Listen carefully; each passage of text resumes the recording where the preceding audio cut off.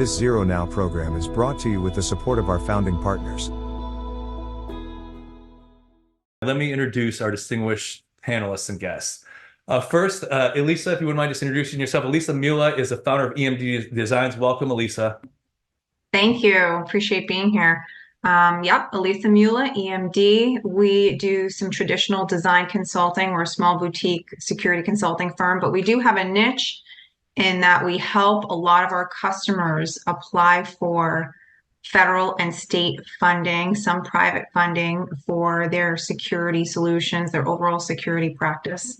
And we're just excited to be here today. Welcome back. I know it's Thank been a you. while since you've been here, so you join us again. David Adams. David is a senior policy advisor for the Department of Justice, specifically working with Office of Justice Programs. Welcome, David. Thanks. I'm David Adams. I'm a senior policy advisor with the Bureau of Justice Assistance, which is one of the grant-making bureaus inside of the Department of Justice. I've been there. I'm in my 20th year at BJA. I currently oversee the Stop School Violence program, and we're going to talk a little bit more about that as today's conversation goes along. But I also manage a task force training program called CENTEF as well. Great. We're so glad you could join us, David. Welcome. And last but not least, common last name, I'm not sure what the connection is there, but Dr. Shahe Bagdasarian is superintendent at Oak Lawn School District. Welcome, Shahe. Yeah, thanks, Ara.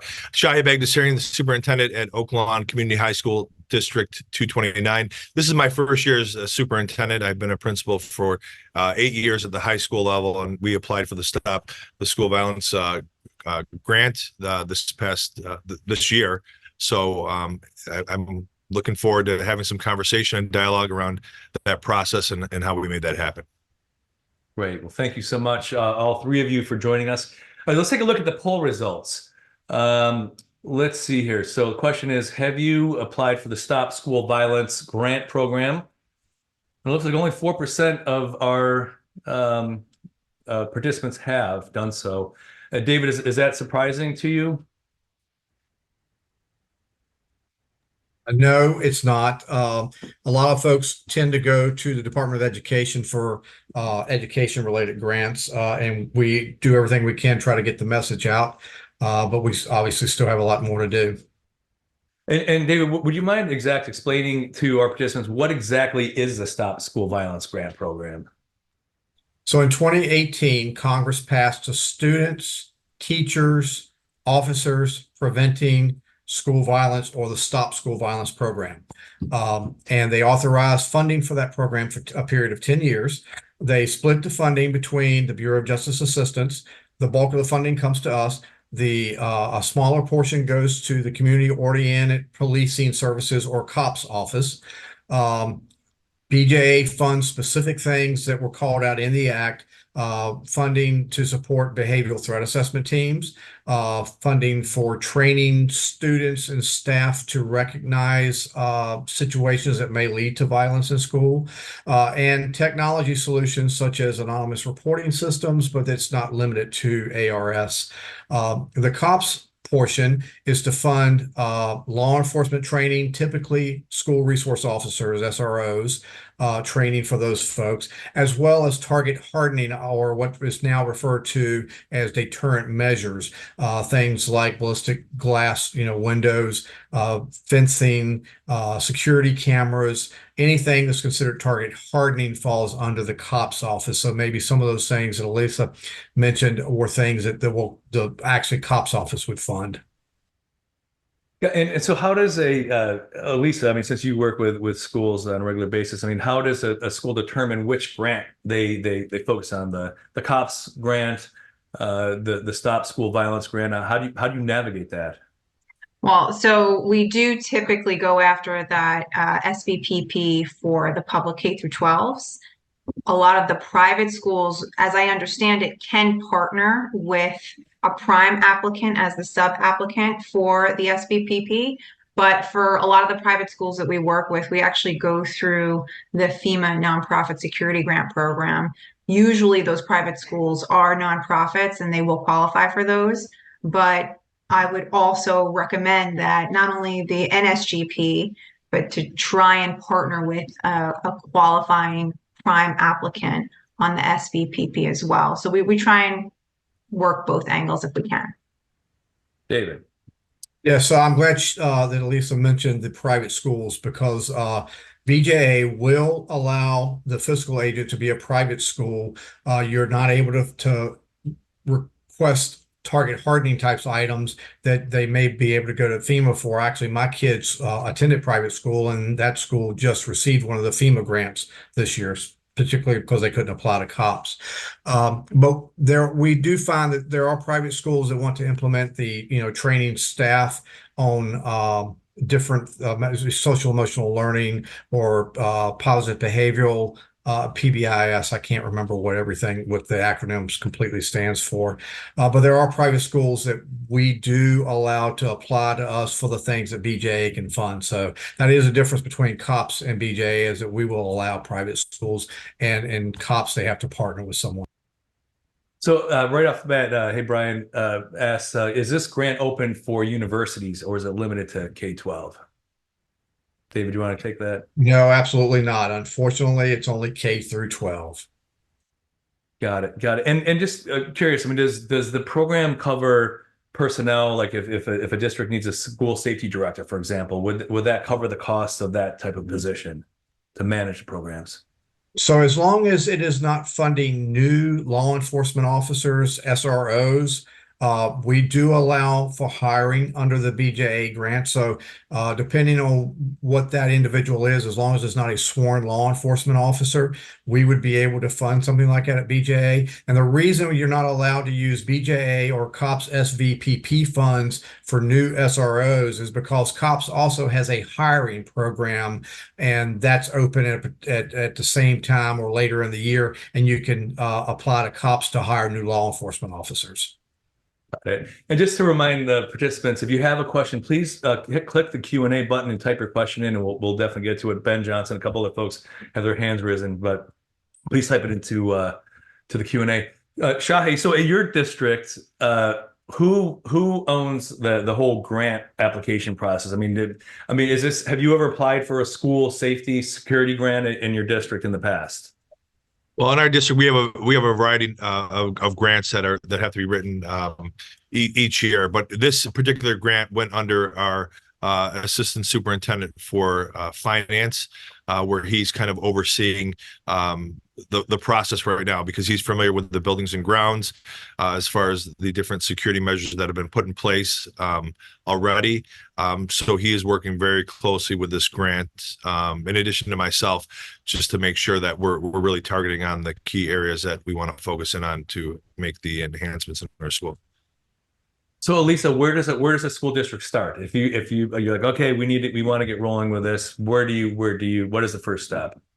I think while it's not necessarily a requirement for this particular grant, I think an assessment is always the first thing any school should do, because you really don't know you can't possibly know all the key components of every building in your district, right? So having a committee who really knows their individual building and what their needs are, and having them come together and discuss what mitigating efforts should take priority, and putting that into an assessment report, that's going to really give you that clear vision for what are we going to apply for, what are we going to ask for funding for.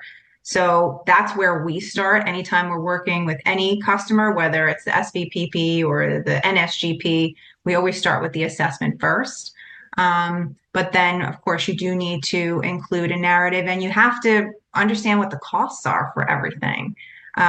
So while you're building out that narrative and while you're all discussing what products we're going to implement to handle, glass proofing or adding cameras or any other deterrent measures, you need to figure out what does that budgetary number look like, because there is a match requirement. So you can rack up these quotes and not be able to necessarily apply for all of that funding because you don't necessarily know if you have that match in your budget. So having those three components to start with, or start developing them, I think is critical.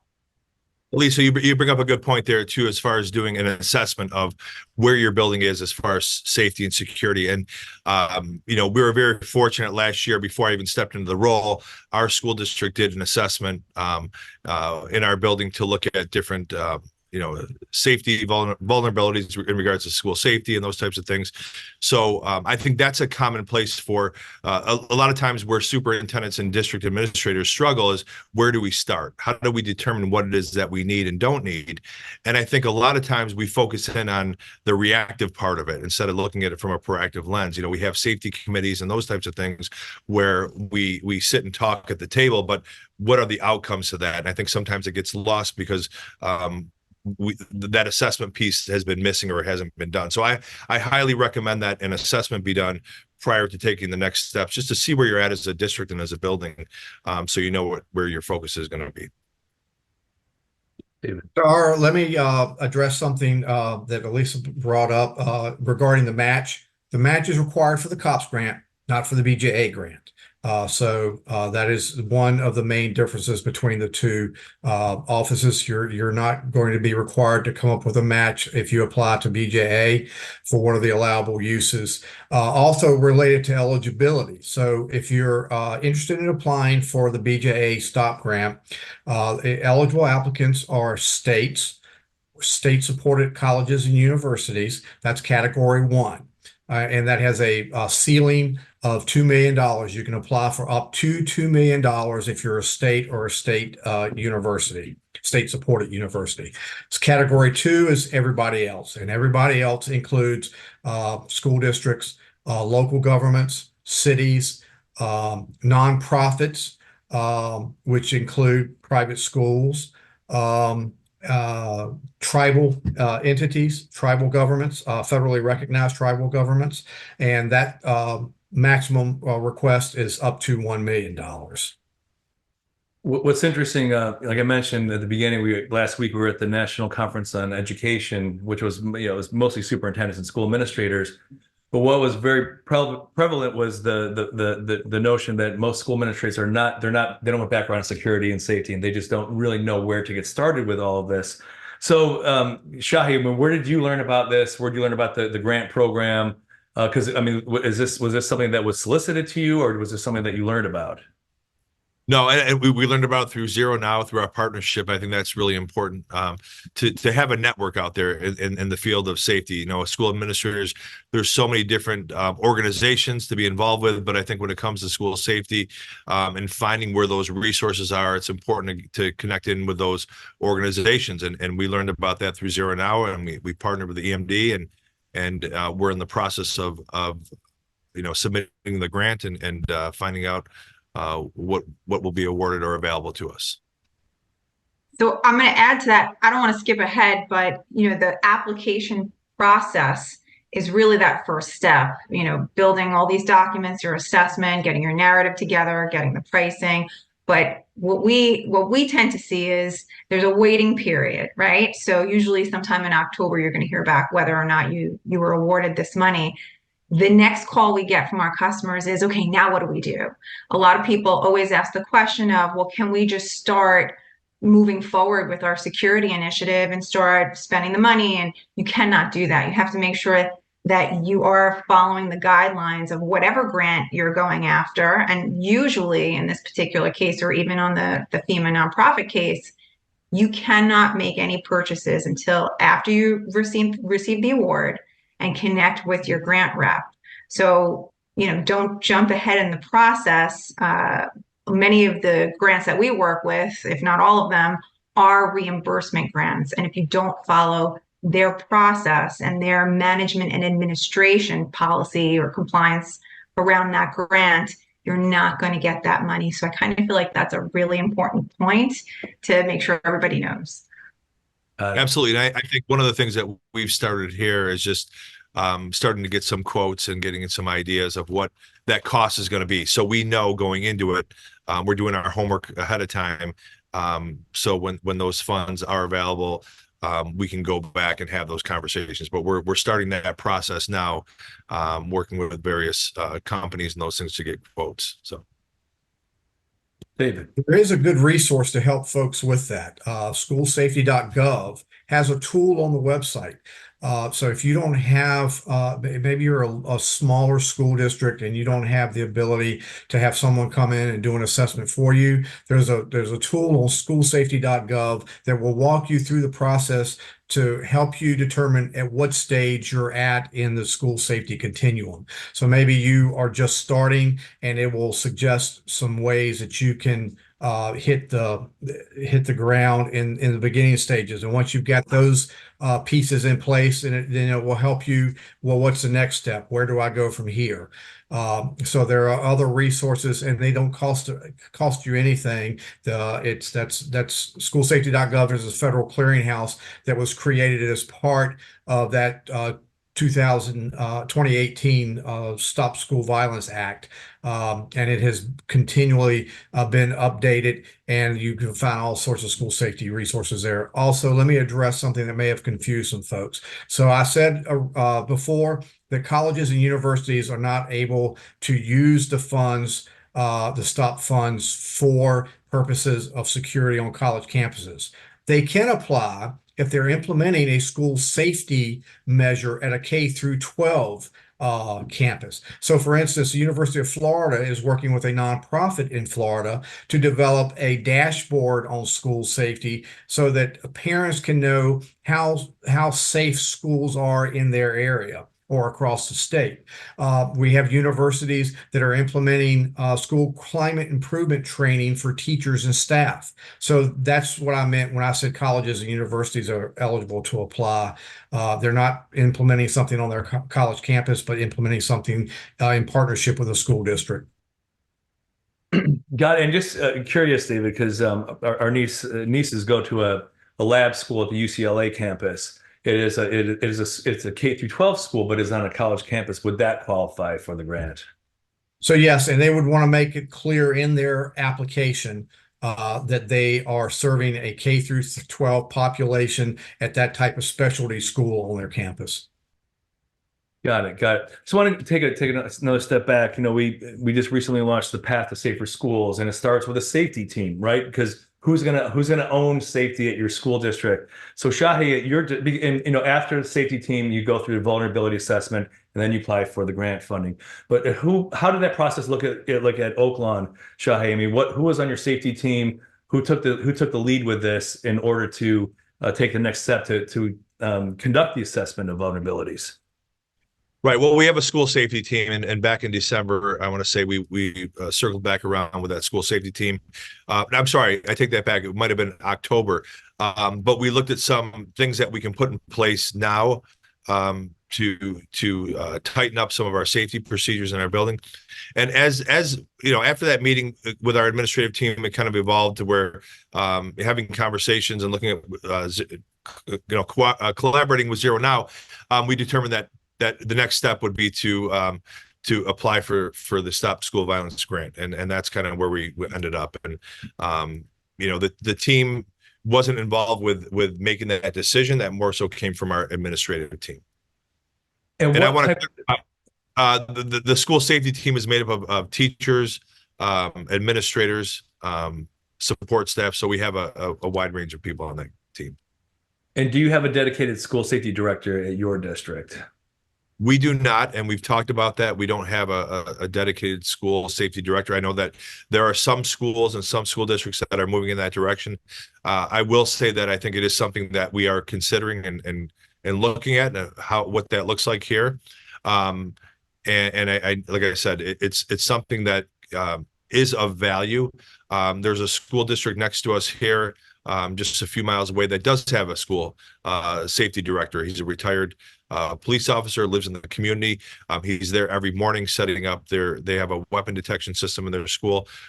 He's a part of the checking the doors and those types of things, and just making sure everything is running smoothly. And so some schools are starting to do that. It's becoming more common than not. And we've been advocating for that with ZeroNow after years of discussions. It's you have the Path to Safer Schools, but who's going to lead the district on that path? A Sherpa, someone that has been there, that understands a holistic approach to school safety. And real quick, I think many times we look at that as our SRO, our school resource officer. And I think that has to be a different role or position than a school resource officer. So I think I just want to make that that known. You know, a lot of times we look at our school resource officer as a director of safety, but it has to be a separate role, in my opinion. Lisa. Yeah, no, I just want to back up exactly what Shahe just said. When we meet with schools and they do have an SRO, that SRO, you know, he's obviously busy with his day-to-day work. They don't necessarily have the time and the energy to focus on all of the documentation and the process of going through this whole grant program. Not only that, but they're often the ones looking or asking for the budget to implement all of these tools.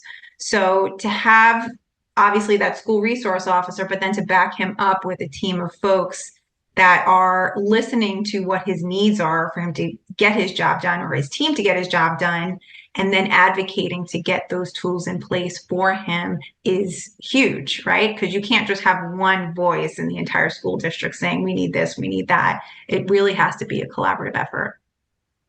It really is. And when Shahe mentioned about an SRO, because I know a lot of districts believe that an SRO is a school safety director, and I can see right through the screen here, and a number of people that are participating were shaking their heads. That were former SROs, now school safety director. Like, no, you know, that's not what it is. You need that role. So let's just take following this path here. So the vulnerability assessment. Now, Elisa, do you help with that? I mean, I know there was one done at the school prior, but did you help with that process? And how deep is that vulnerability assessment?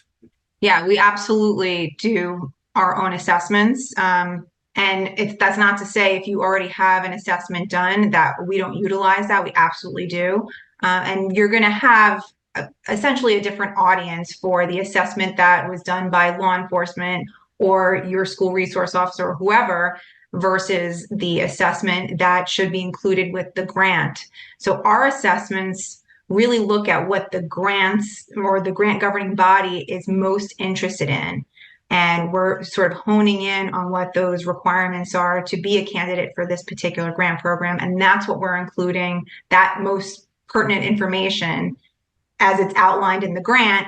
We put all of that into the assessment. But anytime we're working with any client, we're asking them, have you had an assessment done? If they have multiple assessments, we look at all of them. We still do our own research, and we sort of filter through all of that data, all of that information, and just include what the grant reviewer needs to understand. And we try and make it as concise as possible, because these grant reviewers, and I'm sure David can even speak to this, they have to look through tons of applicants and applications in a very short period of time. So if you're not clear and concise with what your needs are and what the assessment says, what the narrative says, and what you're requesting funding for, you're going to get bumped down on the list for somebody who really has a clear vision of what their needs are and how they're going to get it implemented.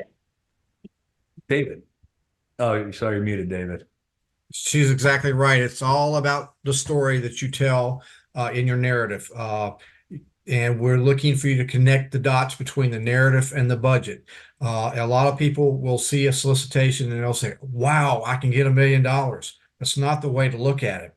You need to determine what you need first, and then figure out, what is it going to cost me to do this? And then that's the amount you ask for. So if you don't need $1 million, don't ask for $1 million, because those peer reviewers are looking to see if that is a reasonable and cost-efficient budget based on what it is you're telling them in the narrative.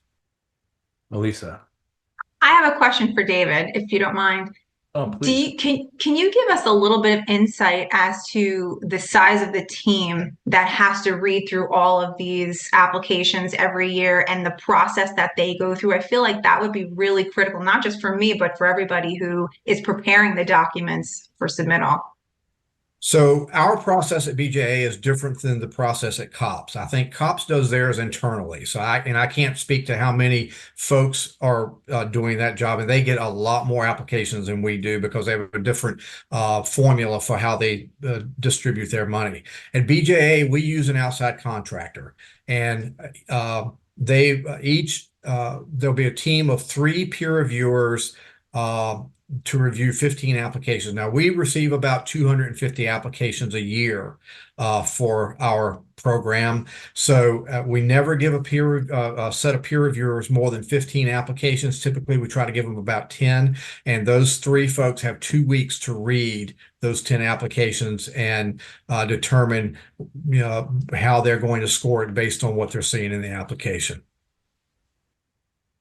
So let me so as we're going through this process, and I'm sure like Shahe, you're probably getting called by vendors all day long, just buy this technology and your school will be safe automatically, right? And that's why it's so important to understand your gaps, where the vulnerabilities, where the security gaps that you have in your district.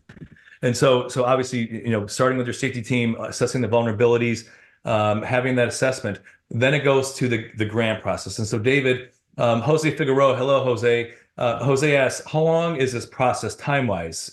So if can you just give us an idea? So the grants are open at this date, it closes at this date, and then the awards are announced at this date. And then how long does it take before it has to be actually spent on filling those gaps? So the solicitation will be posted typically in March or April.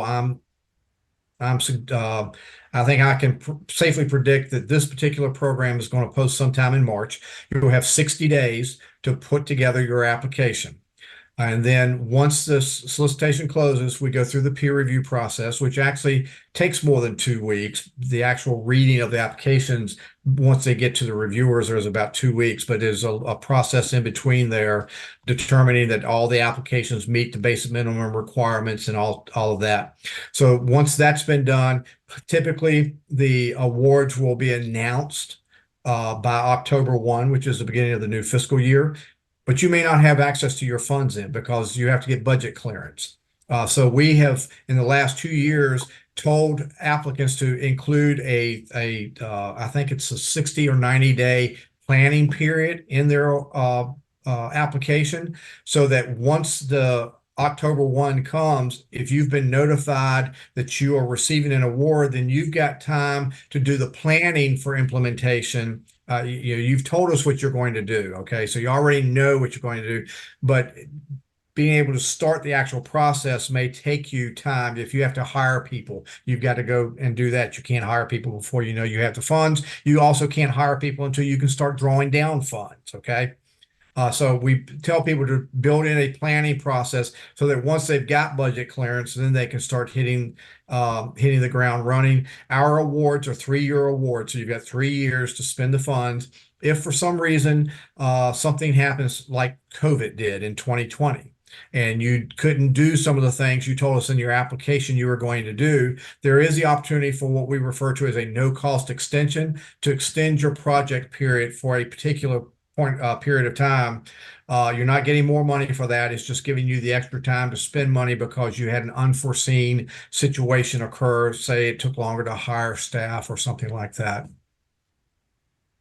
Okay, and how do SaaS products, software as a service, or subscription-based products are they considered, or how is that handled in a 3-year period?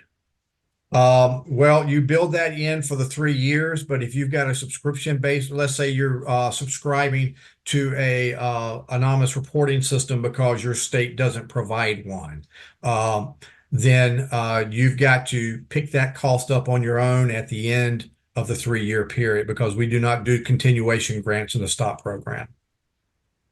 That's great to know. Thank you, David. Also, let me kind of since we're talking about possible subscription, so a procurement process or a contract, if it's over a certain amount of money, and I believe it's $250,000, we have requirements that you have to meet for a sole source. In other words, if you determine on the front end before you even get the grant that, yeah, I want to work with this vendor, if it's going to cost more than $250,000, you have to justify a sole source, or you're going to have to go out with an RFP to find the provider of that service you want to do. If it's under 250, then typically the sole source would be fine.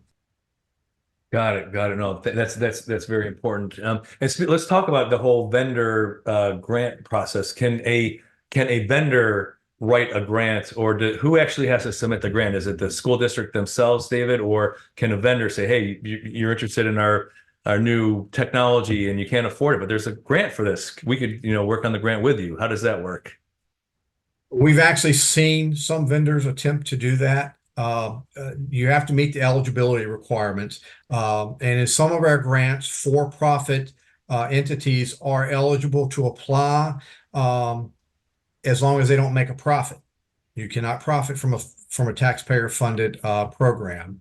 But what I recommend to applicants is that the fiscal agent be the people that are actually going to be doing the implementation, which is a school district or it's the county, however the makeup of the governmental structure is in whatever state or locality you live in. They should be the fiscal agent. And then you either list someone as a subawardee, or you determine whether it's more appropriate that it's a contract, because the program is a prevention program, and we're looking for someone to give us an application that talks holistically about school safety.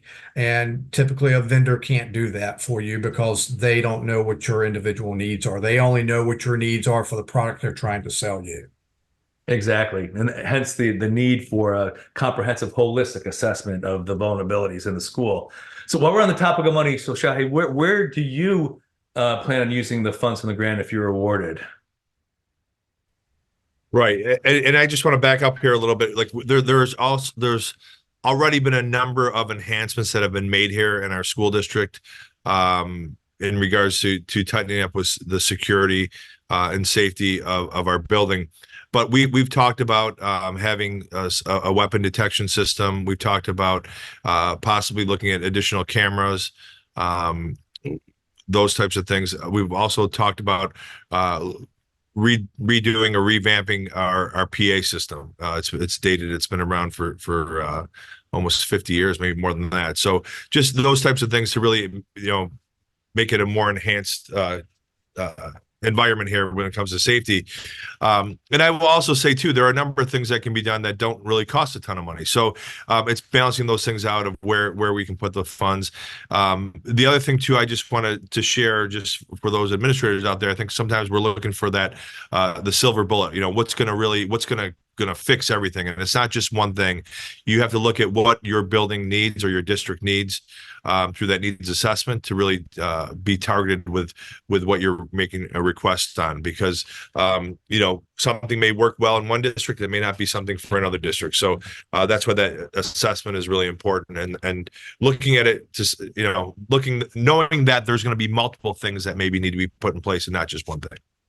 And like you said, there are many things that can be done that have no cost associated with it, like cultural things within the school and programs within the school that you can implement. So many great ideas that we learned last week at the superintendent's conference about what superintendents are doing in their district. And we're actually going to try to facilitate those conversations within the ZeroNow community. So stand by for that. So Elisa, so once a grant is awarded, what is the process for procurement? Do you just go out there and cut a check to the vendor or the service provider to come in? Is there an RFP process? What does that actually look like? So as David mentioned, it's hard to work with any one particular vendor in spending all of this money, right? There is no one size fits all. You're not going to just implement some magical piece of equipment and all of a sudden you have blanket coverage. So when we work with our customers, because we're really coming at it from the security consultative approach, we're looking at, okay, what's the best use of the money? How are we going to spend it? Let's evaluate the different products that are out there.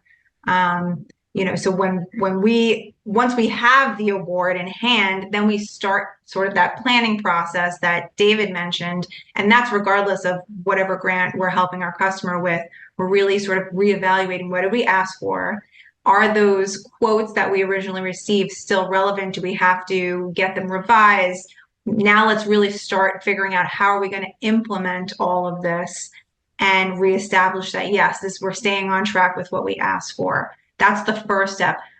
If you have an option for a sole source, then there's really not too much work in terms of getting that one particular product implemented. But if you have multiple categories, whether it's glass film or cameras, locks, and this is a much larger project, well, now it's always going to be my recommendation that you do go out to bid. You want to see all of the options available to you and have that committee, right, your team, evaluate what's going to work for our specific space collectively.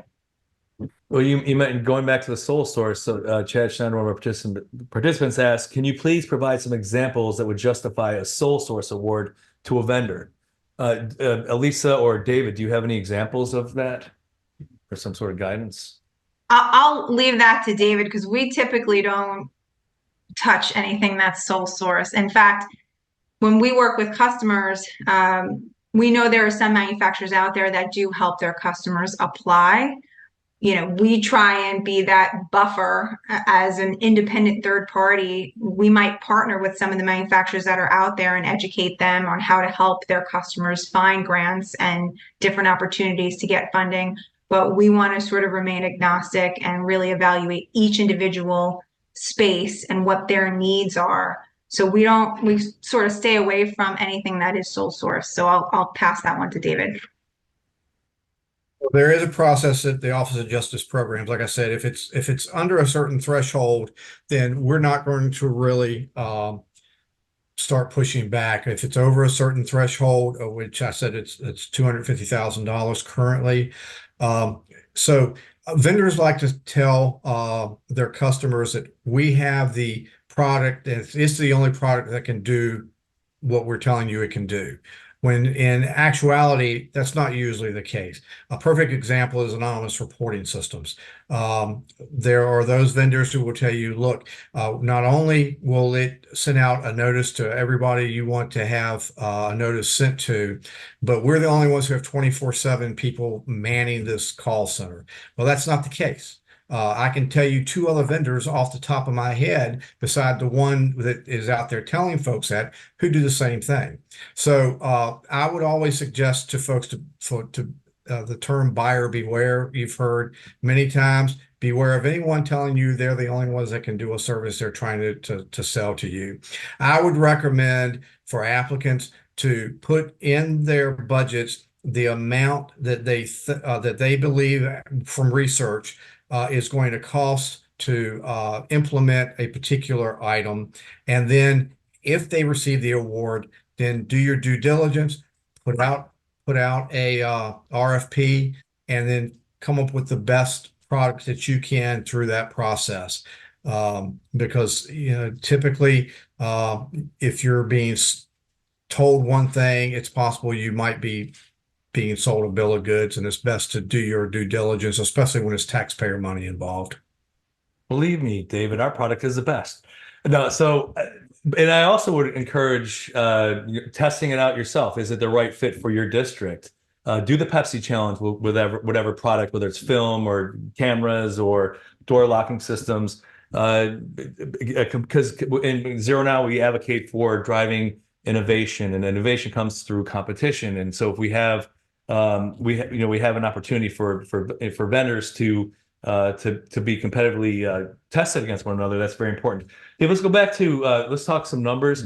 So, what was the total amount allocated for the school violence program in 2023? The appropriation is 82 million plus, and between now and 2028.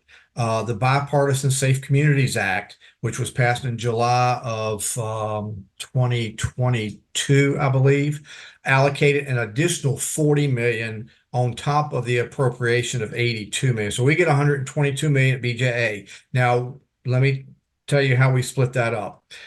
We do a transfer of 25 million to the Office of Juvenile Justice and Delinquency Prevention, because we think that the work they do in this space is critical, and it allows them to fund a solicitation that's more community-based rather than just in the school, but it's working with school-age population. So we support them by giving them $25 million. We think evaluation is an important part of, federal programs.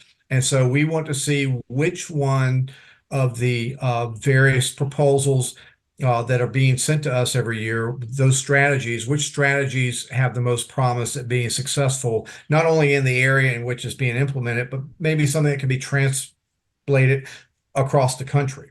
And so we get $5 million of that appropriation to NIJ to do evaluation of our grantees and school safety in general. And that after that money is taken out, and then there's something called M&A, which is basically what pays my salary and other grant manager salaries a year. That leaves us about 70 to 80 million of that 122 million to actually make awards. So I will make typically 10 awards to category 1, which are the state applicants or the state universities, or those things that are considered state agencies.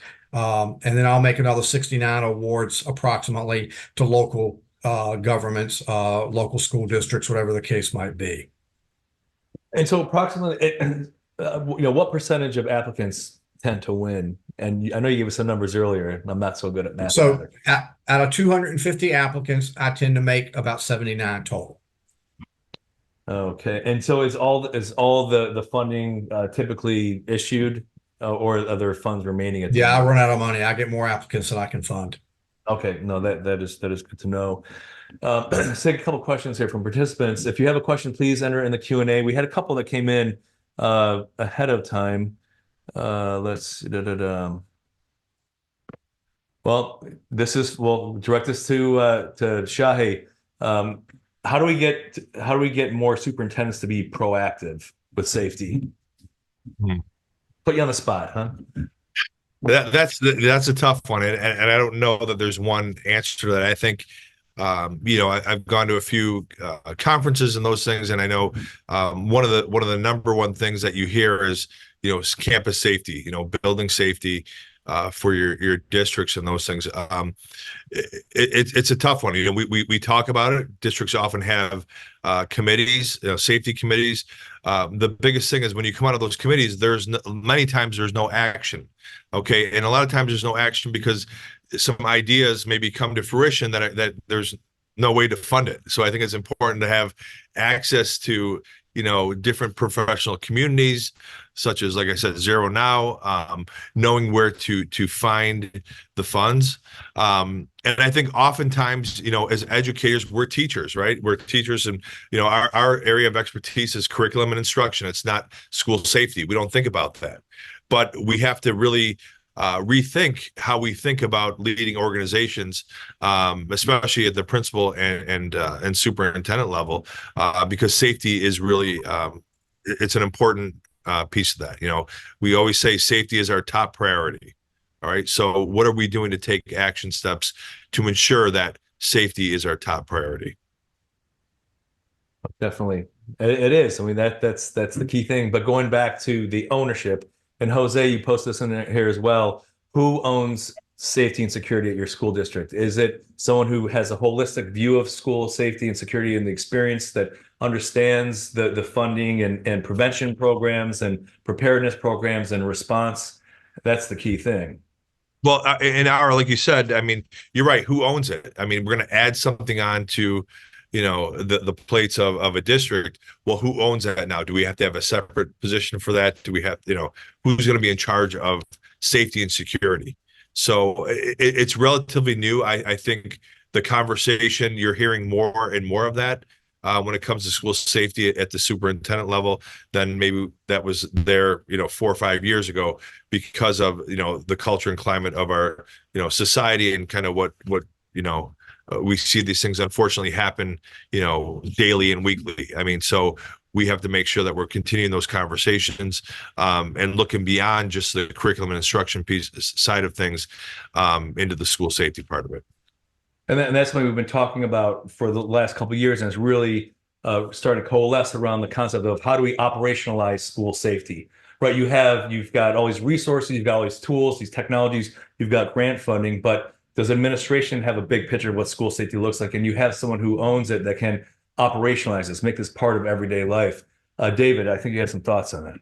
So that's one of the challenges that we see and that we hear from the field, is getting buy-in. So it's possible that someone has will see our grant opportunity and decide they want to apply for it, and then they get the money, but then they haven't had the buy-in at the top of the food chain to be able to get the implementation completed. So that's one of the things that I would recommend to anyone considering applying for the STOP program or any other grant, is that you make sure that everyone who's going to have to be involved has buy-in so that you can successfully implement the project that you've put forward. And you're going to have turnover too. So make sure that folks inside the organization who may have to step into somebody else's shoes is aware of what's being done so that they can be prepared to take up and pick up where that other person left off.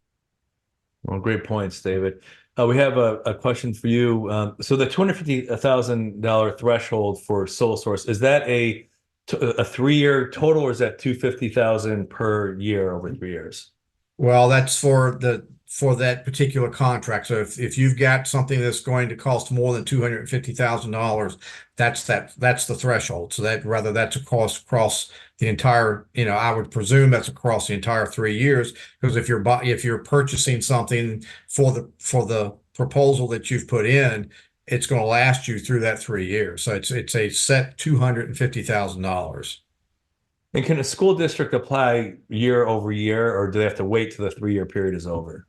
No, they can apply as long as they're implementing either something totally different to that population, or let's say it's a large school district and they're only targeting their most at-risk population in the first application, and then they decide the next year they want to do a portion of their student body that they're not targeting with that first grant, they can apply to do the same type of strategy but to a different population. Brenda asked, Elisa, before we go to Brenda's question, I think you've got a comment. Yeah, I just wanted to add on to what David was saying. I think this is really where the narrative comes in, right? So if you're applying and you're explaining to that grant reviewer how you're going to utilize these funds, you want to outline, we're going to be implementing this type of equipment in this building to serve this population, so that when you do apply for that second year, next year, whatever it is, you have a completely different effort, even if you're still expanding the surveillance system. Well, in year 1, we did these buildings. In year 2, we'd like to go after these buildings. And the reason why I'm mentioning this is if we talk to a customer who's applied for any of these grants, they don't necessarily look at it from that planning perspective as, let's say, a security consultant might, to say, let's phase out this project. So having that clear vision and outline and the milestones that you're going to meet in that narrative and make it clear for the grant reviewer, you might not get the grant because the grant reviewer might not understand, well, we just gave them money last year, so why should we give it to them again? So that narrative, I think, really has to explain that thoroughly. David. Yeah, absolutely. You're telling a complete story in a narrative. You're talking about, your reason for applying. That's the statement of the problem, and then in the program plan and implementation part of the narrative, you're telling us exactly what you want to do to address those things you listed in the statement of the problem. And you're going to be talking about the capabilities and competencies of the individuals that are going to be implementing the program. And then in that budget's going to make a direct connection to everything you've told us in that program narrative. In the list of resources I provided earlier today that all the participants are going to be sent, there's a webinar that our TTA provider, the University of Michigan, the National Center for School Safety, has put together explaining how to connect those dots. It's a webinar. It's an hour and a half. It's available on demand. You can watch it as many times as you want while you're writing the application. And I'd recommend you check out all the resources that you're going to be sent in that document later. No, that's great. And it's kind of reiterating the whole point that we were sharing last week with the superintendents, because it's overwhelming. There's so much stuff here when it comes to school safety. Where do you start? And we just want to reinforce that this is a journey, right? And we learned about Shahe's journey with starting with a safety team, assessing the vulnerabilities, applying for grant funding, so then you can start implementing these programs. So it is a journey. It's one step at a time.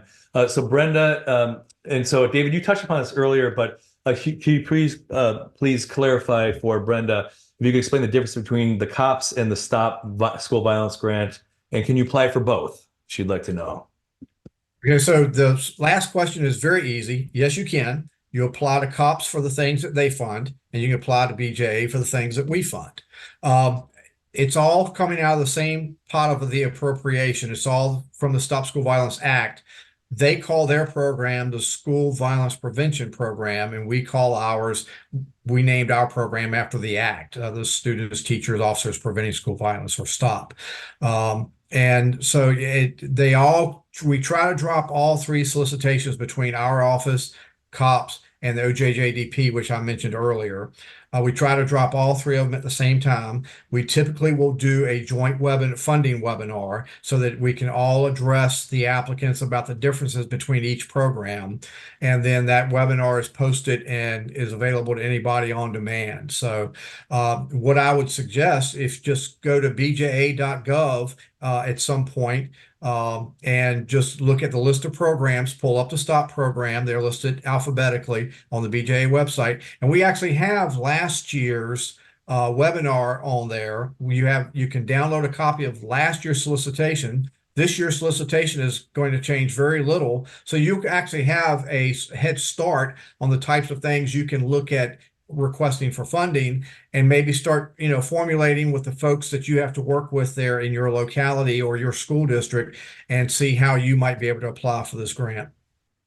Exactly, David, and you're absolutely right. This is the timing of this is just right, because you mentioned it, the grant will open up by March 3rd approximately, but now is the time to do this. We had a question from Richard, and so is this a reimbursement grant similar to FEMA? And just to be clear, if a district is awarded a grant, do they need to spend funds from their own account and then get reimbursed for it? Does a service provider get paid directly from DOJ? So I think it is referred to as a reimbursement grant because you have a drawdown. And I think I'm a policy person. I'm not a grant manager, so I don't work on that side of the house. But I think it is correct to refer to it as a reimbursement. But it's not like you're going to put out $1 million and then have to wait for the $1 million to come back. You do it in stages as you spend money, so that you're getting reimbursed fairly quickly after you've expended the funds. So Elisa, on the recipient side, how do you manage that whole process, or how does a district manage that whole process of the procurement funds being reimbursed? What does that typically look like for a district? So as David mentioned, we are talking about two specific grants here, and then one of the questions was referencing the FEMA grant. It is going to be a little bit different in each of those cases, but if anyone's ever done work with the federal government, they're not paying you very quickly. However, in these programs, I was actually very surprised when I first started helping clients on the M&A side, really, moving along the whole project as quickly as possible. They'll give you 3 years to spend the money. It doesn't mean you have to take those 3 years. If you can get a head start and have all of your vendors in line, the quotes, get your committee together, start preparing your project documents, right? So we'll typically call those specs. We don't do the full Division 28 spec for these customers. We try and make it clear and concise so that we're attracting vendors to respond to our requests for proposals, and we make it clear and easy for them to just respond.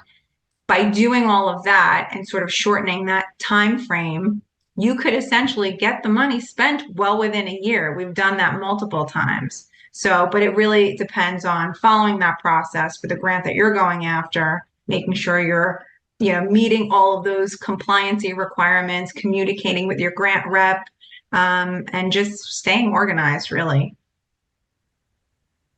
So with BJA, we're funding mostly different types of things than what you'd be doing at COPS. So COPS, I kind of tell folks that COPS funds stuff and we fund training or strategies. So in the case of projects that would come to BJA, let's say you're projecting to fund a certain number, to train a certain number of staff over the course of 3 years. That training is not going to require you to expend a lot of money on the front end before you get reimbursed, versus maybe a large contract to purchase cameras or fencing or a large physical type of item. So it's a little easier on the reimbursement side on BJA than it might be on some other types of grants.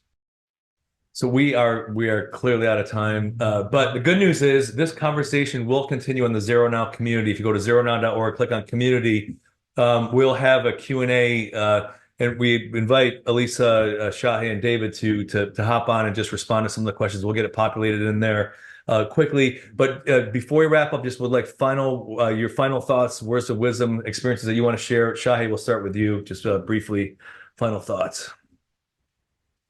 No, I think with administrators, continue to have those conversations around school safety. It shouldn't be a reactive thing, and we shouldn't sit around and waiting.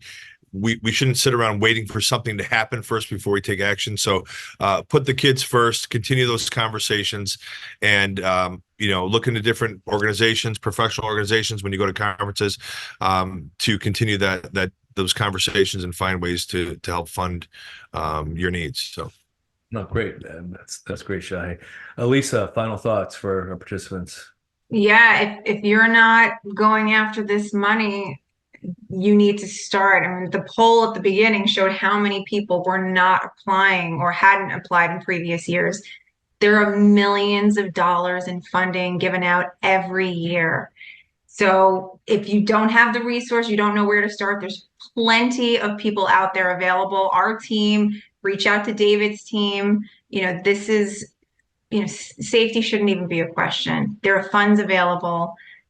Just do a little bit of homework and capture some of those funds and keep your community and your students safe. That's it. Great. Thanks, Elisa. David, final thoughts for our participants. So I would just ask you to keep two things in mind. One, grants are very competitive.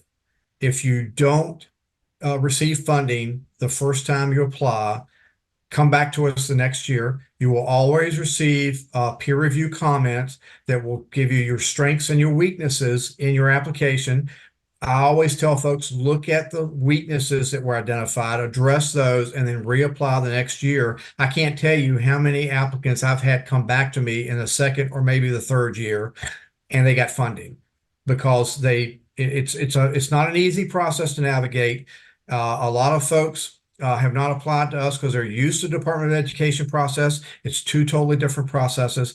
And then finally, sign up for grants.gov email notifications. You'll be notified of every federal grant opportunity in the areas that you list that you're interested in, and then you'll be one of the first ones to know when a solicitation drops. Also, we'll be sure to post those in the ZeroNow community as well, David. And if you have questions about grant funding in the ZeroNow community, there's a section in there under the Path to Safer Schools for Fund Your Safety Program. And so if you have questions, certainly post them there. Elisa's in the community. She could hop in and answer those. Before we wrap up, just want to remind our participants that our next program is building a school safety team. We're going to start following the Path to Safer Schools. Today we experienced some of that, but starting with a safety team, assessing the gaps and vulnerabilities, funding your safety program. So that's going to be, when is that? Tuesday, March 19th. And so we'll see you at that point. Be sure to go to the community, ask additional questions in there. We'll have the questions that came in that we did not get answered in there. Thank you so much, David, Shahe, Elisa. Really appreciate everything you shared with us today. And we'll see you all very soon. Thank you. Thank you. Thanks.